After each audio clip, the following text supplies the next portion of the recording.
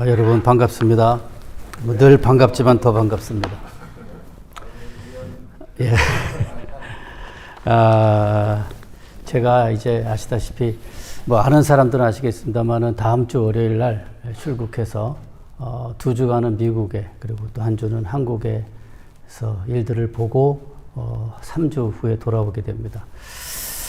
그래서 이제 또 이런 또 기회를 가져서 여러분하고 또 하나님 말씀을 함께 나눌 수 있는 또 기회를 갖게 되어서 진심으로 감사합니다. 다녀오는 동안에 여러분들 좀 많이 기도해 주셔서 가서 또 가족들을 만나고 하는 일들을 잘 진행될 수 있도록 기도로 도와주시면 감사하겠습니다. 자, 오늘은 여러분들이 읽기 잘하는 말씀인데 누가복음 17장 말씀을 근거로 해서 하나님의 나라의 현재와 미래, 하나님의 나라의 현재와 미래. 하나님의 나라 하면 대개 우리는 이제 천국을 얘기하잖아요. 천국. 근데 천국이란 말은 여러분 아시는 대로 마태복음밖에 안 나와요.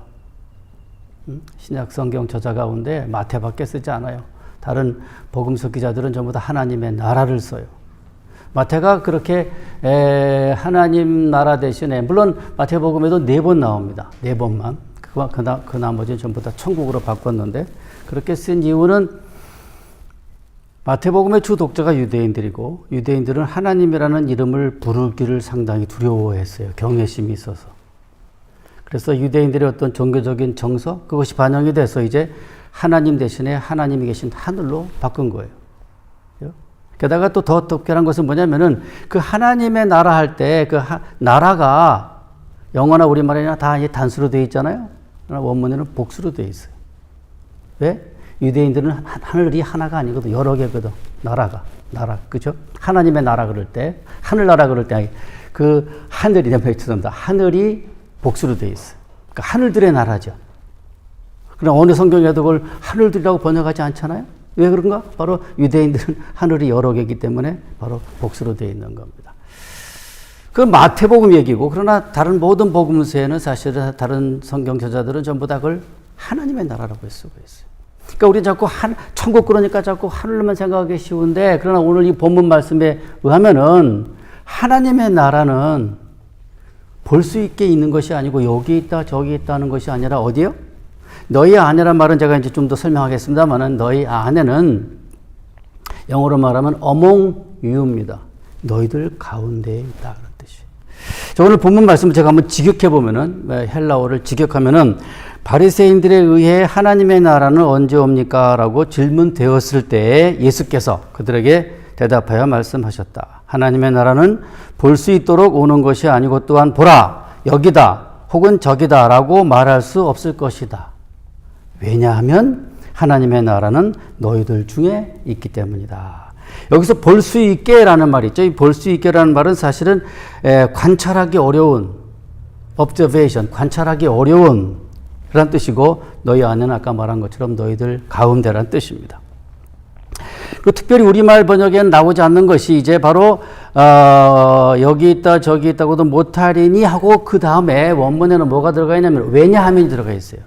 왜냐하면 왜 여기 있다 저기 있다 라고 못하는 이유는 왜냐하면은 하나님의 나라가 너희들 가운데 있기 때문에. 근데 그 왜냐하면을 우리말 성경에는 생략하고 있어요. 그래서 본문의 의미가 조금 약화됐어요. 그래서 이제 이것을 갖다가 제가 살려서 한번 의역하면 이렇게 됩니다. 오늘날 우리가 하나님의 나라를 목격하거나 목도할 수 없는 것은 그 나라가 이미 우리 가운데에 보이지 않게 와 있기 때문이다. 잘 이해되시죠? 다시 말씀드리면은 하나님의 나라가 목격하거나 목도할 수 없는 것은 그 나라가 이미 우리 가운데에 보이지 않게 와 있기 때문이다. 그런 뜻입니다. 여기서 원문에는 이제 그걸 현재형으로 되어 있는데 헬라어의 현재형은 현재 진행의 의미가 있어요. 그 말은 뭐냐면은 즉 하나님의 나라는 지금 우리 가운데에서 진행 중이라는 뜻입니다. 진행 중이에요. In progress. 따라서 이 본문은 사실 신약 성경에서 하나님의 나라의 현재성 또는 어려운 말로 실현된 종말론을 가리키는 신약의 대표적인 구절이 됩니다. 이제 오늘 본문을 중심으로 해서 우리 가운데 이미 우리 가운데 와 있는 이미 진행 중인 하나님의 나라에 대해서 한번 살펴보면서 또 우리의 사명과 사역을 되새겨보는 그런 시간이 될 수 있기를 바랍니다. 자, 이제 분명한 것은 이제 하나님의 나라는 들어가는 곳이 아니죠. 오늘 말씀에도 그렇듯이, 그렇죠?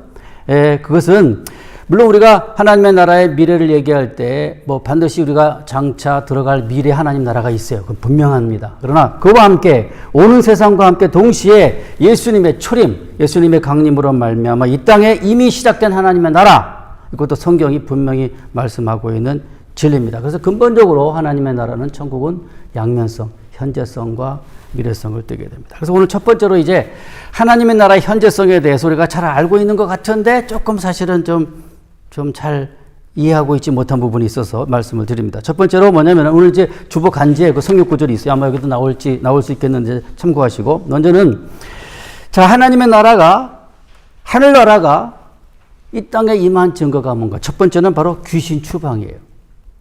귀신 추방. 여러분, 주님이 사역하는 동안 이 땅에서 많은 귀신들을, 마귀들을 내쫓았습니다.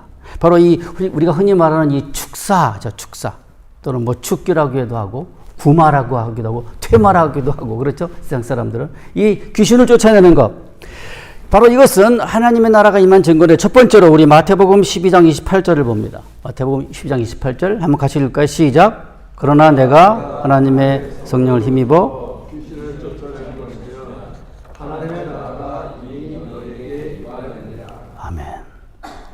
내가 성령의 능력으로 또는 누가복음에 하나님의 손으로 귀신을 쫓아내면 바로 이것은 무엇을 의미하는가? 바로 하나님의 나라가 지금 우리 가운데 이미 임했다는 사실을 성경 그렇게 이스께서 말씀하셨어요. 자, 그러면 이제 이 말씀에 의하면은 동시에 이제 이 귀신이 쫓겨난다는 것이 무슨 의미가 있는가 하면은 이 귀신이 쫓겨난다는 것이 어떤 의미가 있냐면 귀신은 사실은요, 성경에 가면은 이 세상의 신이었어요. God of this world. 그리고 또한 이제 세상 권세 잡은 자고 공중 권세 잡은 자인데, 먼저 우리 고린도후서 4장 4절을 또 읽겠습니다. 자, 시작. 그 중에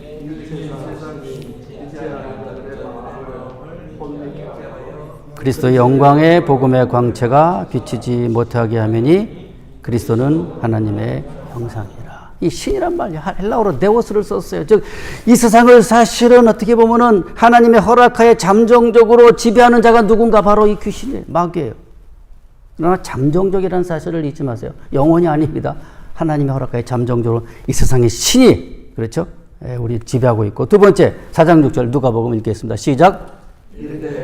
모든 권세와 그 영광을 이것은 내게 넘겨준 것이므로 나의 원하는 자에게 주노라. 그러니까 예수님이 이 광야 시험에서 네가 나한테 절하면은 내가 이 권세 주겠다. 왜? 이 모든 권세가 내게 주어진 것이다. 역시 잠정적으로 세상 권세를 잡은 자, 바로 이게 마귀예요. 귀신이에요. 세 번째, 에베소서 2장 2절입니다. 시작. 그때 그 가운데서 행하여 이 세상 풍속을 줬고 공중의 권세 잡은 자를 따랐으니 공중 권세, 공중 세력을 잡고 지배하는 자가 바로 이 마귀예요. 그렇죠? 이 말씀에 의하면 하나님에 의해서 이 마귀 귀신은 이 땅에서 일시적으로 잠정적으로 활동하도록 허락받았습니다. 그런데 이 세상의 신이고 이 세상의 권세와 공중 권세 잡은 자인 귀신이, 마귀, 사탄이 자기 영역에서 쫓겨난다는 것은 뭘 의미합니까? 자기 영역이잖아요. 내게 넘겨준 것이다. 그렇죠? 그런데 이 마귀 사탄이 자기 영역에서 쫓겨난다는 것은 무엇을 가리키는가? 바로 뭡니까? 하나님의 나라가 임한 증거입니다. 오늘도 마찬가지예요. 예수님의 이름으로 귀신이 쫓겨나가는 그곳에 뭡니까? 하나님의 나라가 임한 것입니다. 하나님 나라가 우리 가운데 와 있다는 바로 증거가 귀신들이 지금도 쫓겨나고 지금도 여전히 예수 그리스도 이름으로 우리가 기도할 때 마귀들은 힘을 못 주고 쫓겨날 줄로 믿습니다. 두 번째는 뭐냐면은, 두 번째는 이제 사실은 두 번째 하나님의 나라가 임한 증거 가운데 중요한 부분이 바로 뭐냐면 바로 예수 그리스도의 부활입니다. 여러분, 부활은 이 내세에서 미래에서 발생할 수 있는 일이지 현세에서 발생할 수 있는 일이 아닙니다. 여러분, 부활하면은 혹시 사람들 가운데 죽었다가 살아난 사람 여러분 아시죠? 누구 합니까? 죽었다가 성경에 뭐 많이 있지만은 그중에 대표적인 사람이 우리가 이름을 아는 사람이 있는데 빨았잖아요. 그런데 나사로도 죽었어요, 안 죽었어요? 또 죽었겠죠. 그렇죠? 그거 신이 아닌 이상 오래 못 살죠. 영원히 못 살죠. 부활이야. 나사로의 다시 삶을 우리가 혈액제라고 말을 안 써요. 뭐예요? 리서시테이션. 깨어났다. 우리말 다르면 않습니다. 그렇죠? 말하러 나사로는 부활한 게 아니에요. 부활은 오직 예수 그리스도에게만 해당된 것이고 죽었다가 살아서 다시 안 죽는 것이 그것이 부활입니다. 그렇죠? 하나 재밌는 얘기 할까요? 여러분, 예수께서 나사로를 살리실 때 그 무덤에 가서 나사로야 나오너라 그랬죠. 왜 꼭 이름을 불렀을까? 이름을 안 부르면 다 나오니까. 그 무덤에는 다 나오니까 나사로야 나온다 그러죠.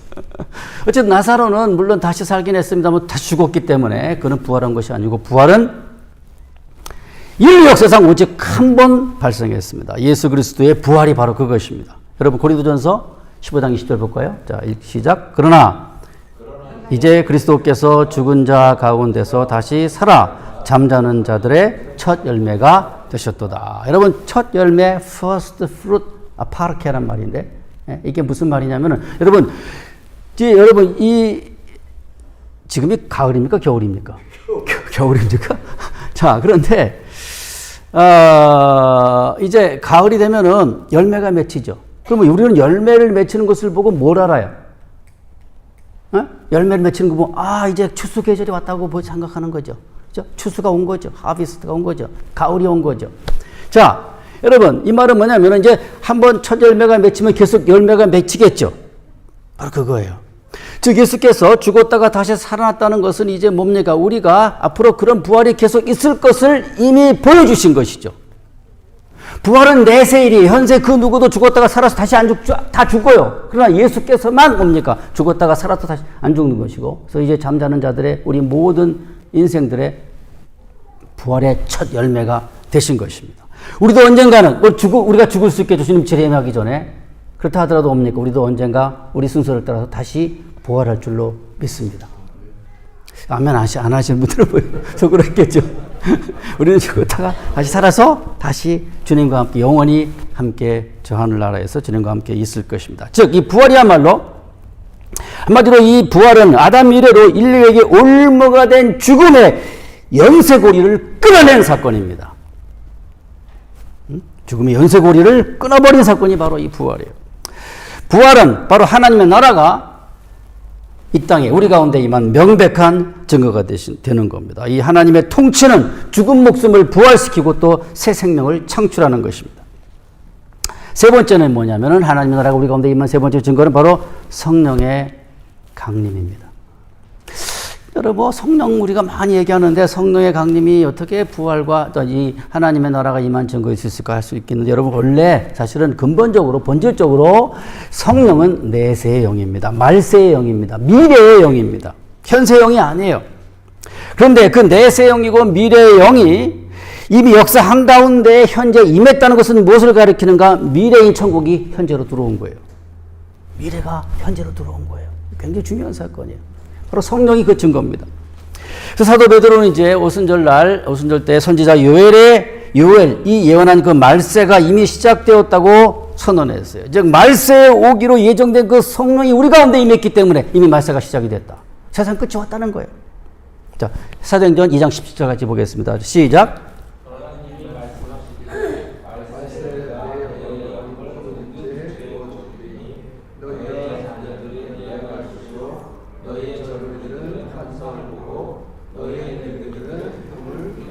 구약에도 하나님의 성령이 있긴 했습니다만 그건 개인적으로 개별적으로 있었어요. 그렇죠? 그러나 이제 신약에 오순절날 성령이 모든 사람에게 모든 육체에게 물 붓듯이 부어졌던 것이고 바로 그것은 무엇인가? 요엘이 예언한 그 말세가 세상의 끝이 이미 도래했다는 거죠. 이미 왔다는 거죠. 하나님의 나라가. 그래서 이제 이 땅에 임한 하나님의 나라를 이 성령이 하나의 그 증거인데 이것을 또 사도 바울은 어떻게 표현했냐면은 보증이란 말로 성령의 강림을 설명했어요. 볼까요? 자, 고린도서 1장 22절입니다. 시작.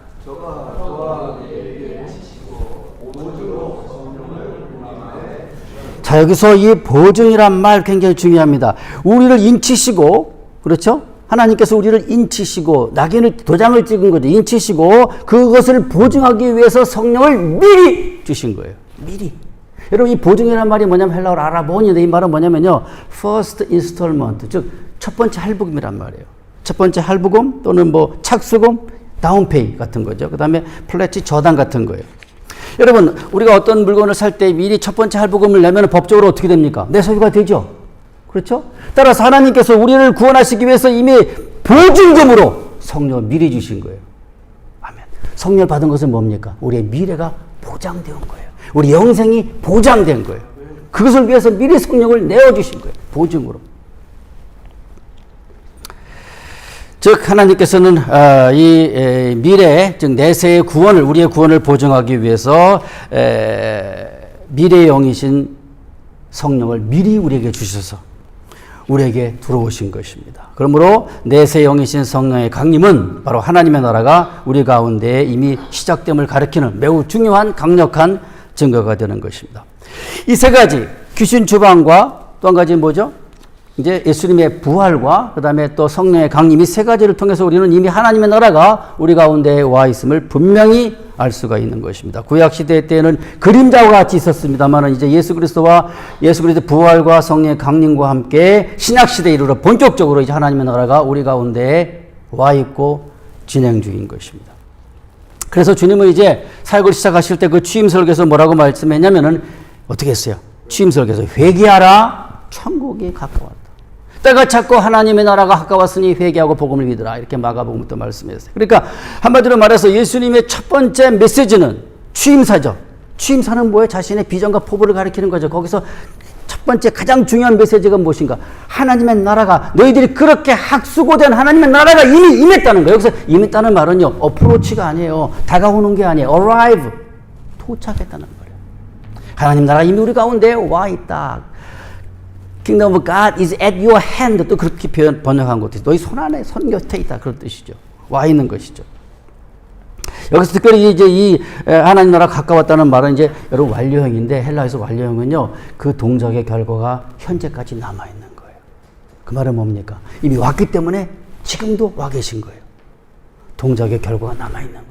그 말은 뭐냐면은 하나님의 나라가 주님의 강림으로 시작이 되어서 그 결과 현재 지금도 온 세상이 하나님의 통치 아래 있다 그런 뜻이에요. 아시겠어요? 지금도 누구의 통치 아래 있어요? 하나님의 통치 가운데 이 세상은 있는 것입니다. 그러므로 이제 하나님의 나라 즉 천국은 죽어서 가는 나라가 아니라 현세에서부터 맛보고 체험할 수 있는 리얼리티 실제입니다. 바로 여기 이제 이미와 아직이란 말 여러분 잘 아실 텐데 이미 이 하나님 구약 예언의 성취로 하나님 나라가 이미 임했고 그러나 아직 완성된 건 아니에요. 그래서 아직이에요. 완성은 언제 이루어집니까? 예수께서 재림할 때 하나님의 나라는 이제 완성이 되고 우리의 구원도 완성이 되는 것입니다. 이런 맥락에서 우리가 또 이제 하나님의 나라 그럴 때 그 나라라는 말을 우리는 자꾸 나라 하니까 자꾸 영토 어떤 그 지리적인 개념으로 생각하기 장소 이런 지리적인 개념으로 생각하기 쉬운데 사실은 이 바실레아라는 말은 헬라어에서 그런 영토 장소란 개념도 있습니다만은 동시에 또 뭐예요? 하나님의 주권과 통치와 지배를 가리키는 것입니다. 즉 하나님의 나라는 뭐냐? 하나님의 온전한 통치와 지배와 주권이 실현되는 그것이 뭡니까? 거기가 하나님의 나라예요. 어떤 장소와 공간이라는 개념만이 있는 게 아니에요. 하나님의 통치, 하나님의 주권, 하나님의 지배가 있는 실현되는 그 모든 것이 뭡니까? 바로 하나님의 나라가 됩니다. 그래서 그것을 잘 표현한 찬송가가 495장. 내 영혼이 은총이 뭐 어디예요? 초막이나 궁궐이나 다 하늘나라 하나님의 나라가 되는 것입니다. 자, 그런데 이렇게 우리 가운데 분명히 와 있는 진행 중인 천국을 과연 우리는 그런데 맛보며 살고 있습니까? 예수 그리스도를 믿는 천국 백성으로서 우리 곁에 현재 임하여 있는 천국을 실질적으로 실제적으로 우리는 체험하며 살고 있습니까? 묻는 거예요, 제가. 과연 내가 지금 임한 하나님의 나라를 제가 체험하고 날마다 살고 있는가? 하나님 나라를 살고 있는가? 예수님의 죽음과 부활로 말미암아 지옥의 권세에서 벗어나서 천국의 백성이 되었는데 과연 나의 삶은 우리의 삶은 좀 천국일까요? 지옥일까요?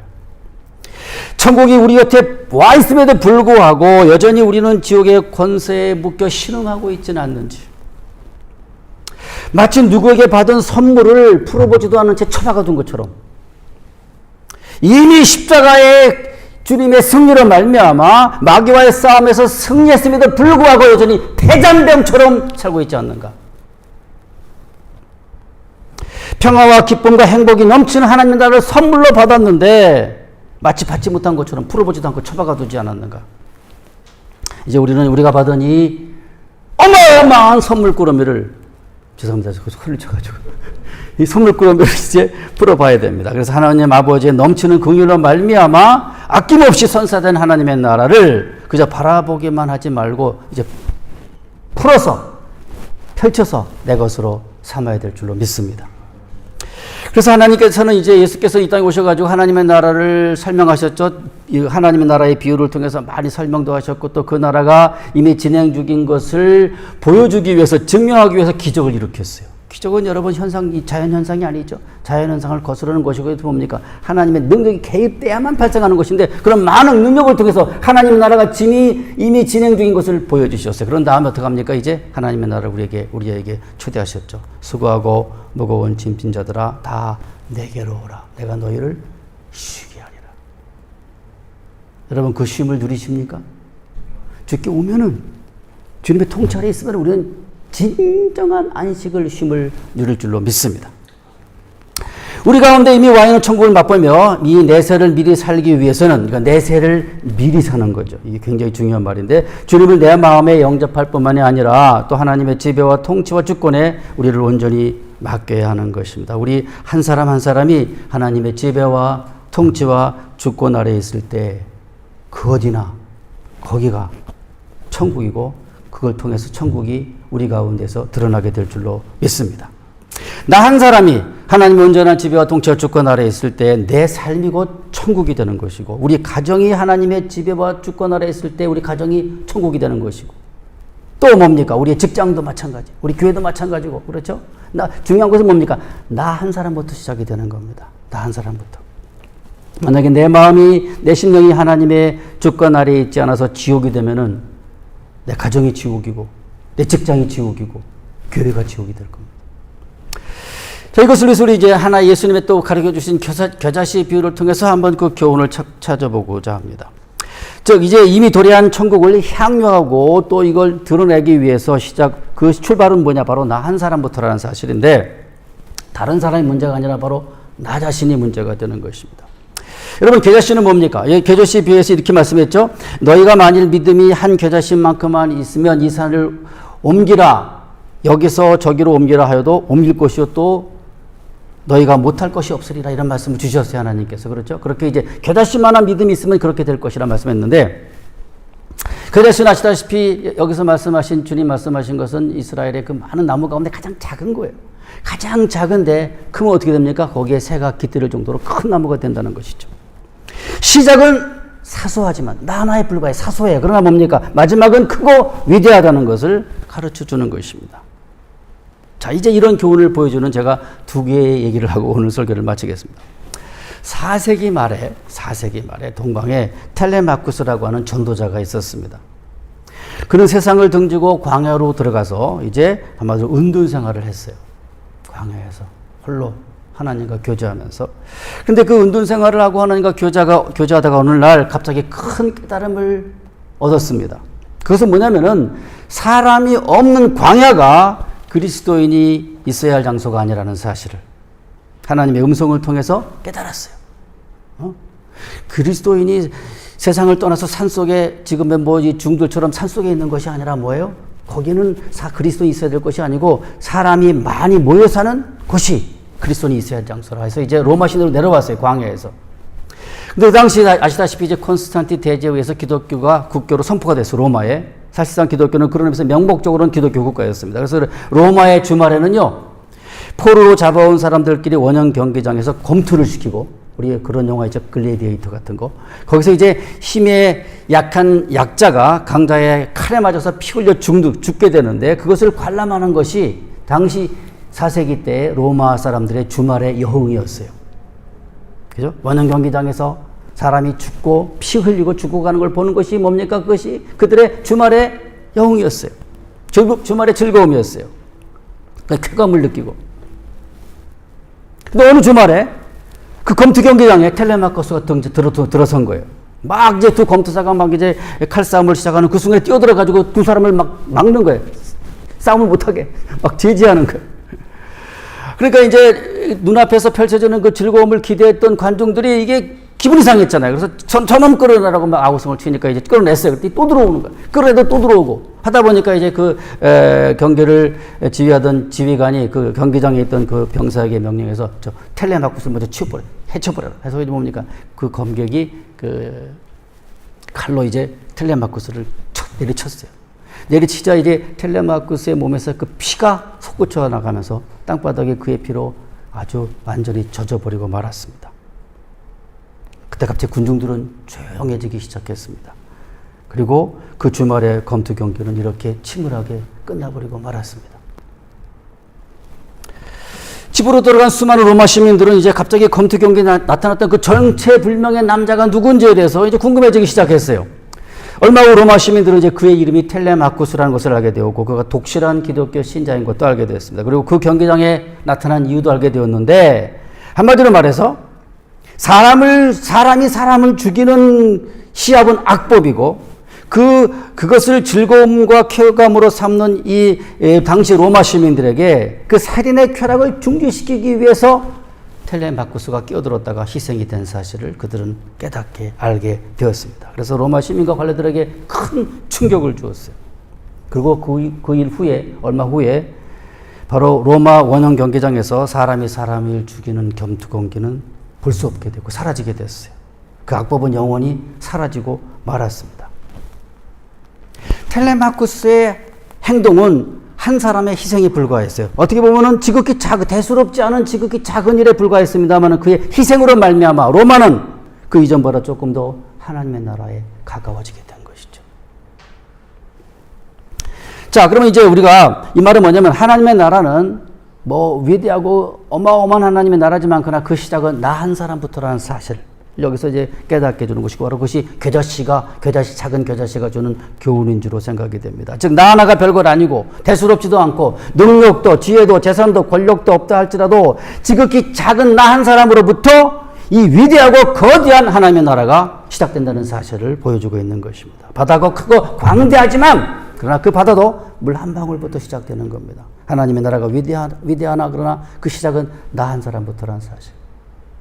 이제 두 번째 얘기로 이제 설교를 마치겠습니다. 유럽 어느 산골에서 일어난 일인데요. 이 유럽 어느 산골에 마을에 나이 많은 할아버지가 청소부로 살고 있었어요.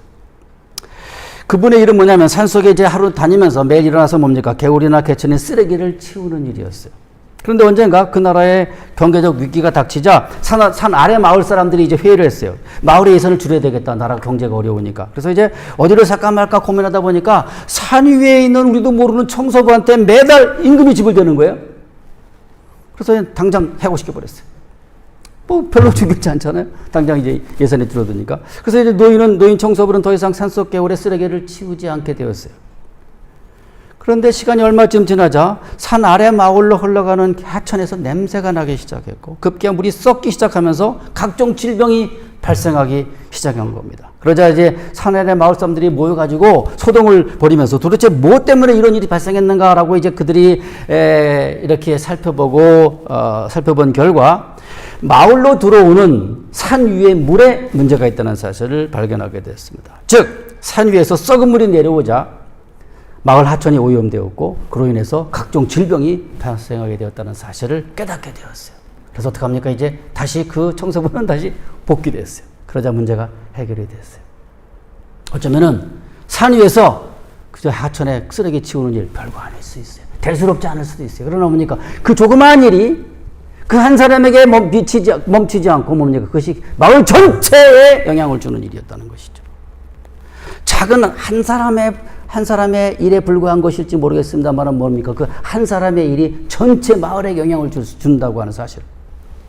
즉 산속의 개울을 청소하는 일은 지극히 작은 일처럼 보이지만 결국 그것은 산 아래 마을 전체가 질병에 걸릴 정도로 큰 영향을 미치게 되었던 것입니다.